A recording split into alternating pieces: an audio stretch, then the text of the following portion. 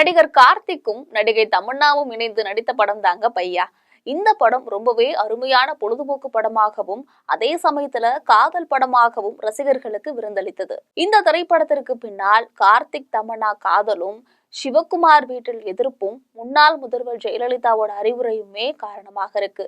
என்ன காரணம்னா, இதன் பின்னர் தமன்னாவை கழற்றிவிட்டு ரஞ்சனி என்பவரை கார்த்தி கல்யாணம் செய்து கொண்டதும் சினிமாவை மிஞ்சும் விறுவிறுப்பான நிகழ்வாகவே பார்க்கப்படுது. நடிகர் சிவகுமாரின் மகனும் இயக்குனர் மணிரத்னத்திடம் துணை இயக்குனருமாக பணியாற்றிய கார்த்திக் பருத்தி வீரன் படம் மூலமாக தான் கடந்த 2004ஆம் ஆண்டு தமிழ் சினிமாவுக்கு அறிமுகமானாரு. அதனைத் தொடர்ந்து ஆயிரத்தில் ஒருவன், சகுனி, கொம்பன், ஆளினால் அழகுராஜா, தோலா, பொன்னியின் செல்வன் என ஏராளமான படங்கள்ல நடித்த கார்த்தி நடிகை தமன்னாவுடன் பையா படத்திலும் சிறுத்தை படத்திலுமே நடிச்சிருக்காரு. நடிகை தமன்னாவை பொறுத்த வரையில தமிழ், தெலுங்கு, ஹிந்தி என சுமார் 75 படங்களுக்கு மேலாக நடித்து புகழ் பெற்றவர். கலைமாமணி விருது கூட பெற்றிருக்காங்க. இவங்களுக்கு 35 வயது ஆகிறது. இவங்க மும்பைல தான் பிறந்திருக்காங்க.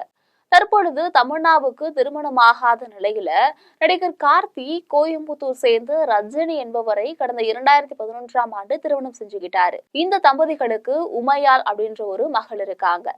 இவர்களது திருமணத்திற்கு முன்பாக கார்த்திக் அண்ணன் சூர்யாவுக்கும் நடிகை ஜோதிகாவுக்கும் காதல் ஏற்பட்டு திருமணம் நடைபெற்ற நிகழ்வு அப்படின்றது எல்லோருக்குமே அறிந்ததுதான். ஆனால் நடிகர் கார்த்திக்கும் தமன்னாவும் காதலித்து அதன் பின்னர் இருவரும் பிரிந்த கதை வெளியே தெரியாத ரகசியமாகும். நடிகை ஜோதிகாவின் பெற்றோர்கள் வயது மூப்பின் காரணமாக அவர்களுக்கு உதவி செய்யக்கூடிய வகையில தற்பொழுது சூர்யாவும் ஜோதிகாவும் மும்பையில குடியேறியிருக்காங்க. முன்னதாக பையா படத்துல நடித்த போது நடிகர் கார்த்திக் தமன்னா இருவருக்கும் இடையே காதல் ஏற்பட்டிருக்கு. இருவரும் ரகசியமாக காதலித்தும் வந்திருக்காங்க. இந்த காதல் விவகாரம் சிவகுமாருக்கு தெரிய வந்தது. அவர் கார்த்திக்கை அழைத்து கண்டிச்சிருக்காரு. ஏற்கனவே ஒரு நடிகை நம்முடைய குடும்பத்துல வந்திருக்காங்க, மேலும் ஒரு நடிகை குடும்பத்தில் சேர்ப்பது நன்றாக இருக்காது என அவர் சொல்லியிருக்காரு. அதற்கப்புறமாக மும்பையை சேர்ந்த ஒரு பெண்ணை தன்னுடைய குடும்பத்துல ஏற்றுக்கொள்ள சிவகுமார் விரும்பவில்லை. இருந்த போதிலும் நடிகர் கார்த்திக் தமன்னா காதல் ரகசியமாகவே நடைபெற்று வந்திருக்கு. அப்படிப்பட்ட சூழ்நிலையில தான் முன்னாள் முதலமைச்சர் ஜெயலலிதாவின் ஆலோசனையை ஏற்று கார்த்திக் மனம் திரும்பி இருக்காரு. முன்னாள் முதலமைச்சர் ஜெயலலிதா பேசும்போது, உங்கள் வீட்டில் ஏற்கனவே ஒரு காதல் திருமணம் நடைபெற்றது. அதில் அப்பாவால் ஒன்றும் செய்ய முடியவில்லை.